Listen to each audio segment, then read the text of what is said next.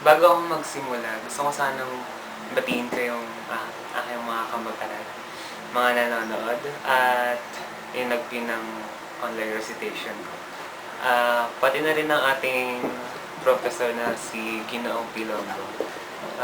Yung pinapa-online recitation sa atin ni Ginoong Pilongo na tungkol sa isang segment ng Bubblegum na kung saan si Bitoy ay isang nanay na parang binibigyan niya ng advice yung anak niya dun sa mga, kung tutusin natin sa mga nagiging ano, problema ng mga kabataan ngayon. Oo, nakakatawa siya, pero meron din namang sense yung sinasabi ni Itoy. Meron siyang katwiran.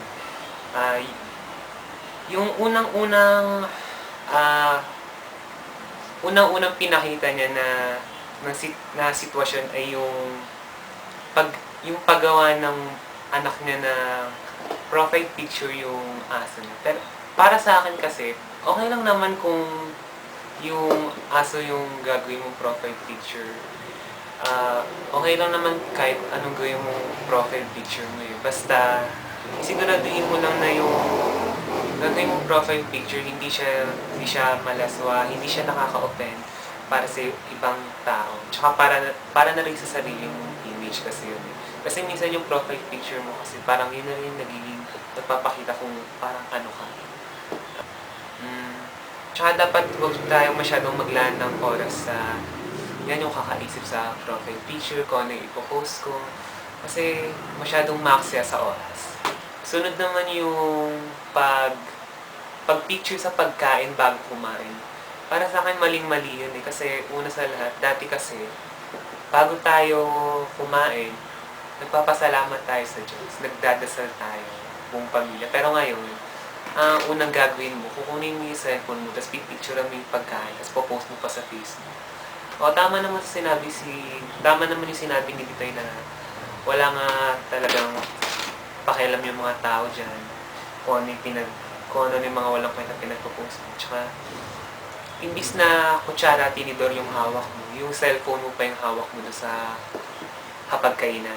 Tsaka, yung pagkain nyo na ngalan ng pamilya nyo, yun na lang yung minsan yung oras na nagiging magkakasama kayong lahat na pwede kayong mag-usap. Yung oportunidad na makapag-usap kayo ng pamilya nyo. Pero dahil nga busy kang mag-Facebook, mag-post, nawawalan din na rin kayo ng komunikasyon ng pamilya nyo. Sumunod naman yung pag-picture mo sa sarili mo ng umiiyak, tas po-post mo sa Facebook, tas may mga kung ano pang nakalagay. Yun para sa akin, isa yun sa mga nakakainis. Kasi tama nga, una sa lahat, ano nga bang pakialam natin.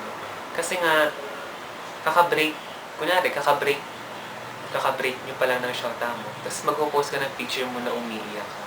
Or magpapakamatay ka, naglaslas ka. Ipipicture mo yung sarili mo may laslas, naglulugo. Tapos para lang kasi para sa akin, ginagawa mo lang yung para makakuha ng atensyon na kahit anong gawin mo, wala naman din mangyayari kahit kapag pinost mo ba yun, babalik ba sa'yo yung shota mo? Kapag pinost mo ba yun, maayos na yung problema mo? Hindi naman, di ba? Kaya may punto rin si Bitoy. Hindi nga tama yung ganun.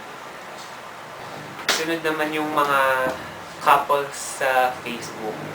Kasi una sa lahat, ang babata pa lang nila tapos mag-girlfriend, boyfriend na hindi man nila unang isipin yung pag-aaral nila. Nakakainis rin kasi hindi lang naman sa social media may kita yung mga ganyan eh. Kahit sa labas. Kahit lumabas ka ng bahay, may kita mong babata, magka-holding hands, magka-akbay, tapos minsan naglalandian, yung mga ganong term ginagamit nila. Dapat kasi inuuna mo muna dapat yung pag-aaral mo. Dapat ngayon, hindi ka muna nagmamahal ng girlfriend o boyfriend. Dapat ang minamahal mo muna dapat yung pag-aaral. Ang pinakahuli naman ay yung opinion ko base dun sa napag-obserbahan ko doon sa napanood ko. Ah, unang-una sa lahat, bakit ba ginagawa yun ng mga kabataan ngayon? Una sa lahat kasi nakikiuso sila kasi yun yung trending. Kaya feeling nila na kapag ginawa din nila yun, fi- in din sila sa kung ano man yung bago. Makaka-relate sila sa mga kaibigan nila, sa mga kaklase nila. Tsaka ano ba yung mga nagagawa nitong mga social media sa atin, ng gadgets? Aksaya siya ng oras. Aksaya siya ng oras kasi nawawalan ka na ng oras para sa pamilya mo. Minsan, kinukulong mo yung sarili mo sa kwarto, tapos magpo-post ka lang, magla-like ka lang, magbabasa ka lang. Yun lang yung gagawin mo. Nasayang lang yung oras mo. Hindi lang naman sa pamilya, pati din sa pag-aaral. Imbis na nagre-review ka nga, imbis na nag-aaral ka, mas napapa-addict ka dun sa social media, sa pag-Facebook, sa pag-YouTube, sa pagpo-post, sa panonood ng videos. Yun. Pero hindi ko naman sinasabi na puro disadvantage or kasamaan lang yung nabibigay sa atin ng social media tsaka ng mga gadgets. Kasi panahon din tayo na kung saan nauso yung teknolohiya eh. Oo, malaki rin naman yung natutulong nito kasi sa pag-aaral din, maghahanap ka ng sagot, mag-search ka lang, andyan na, mahanap mo kagad yung sagot.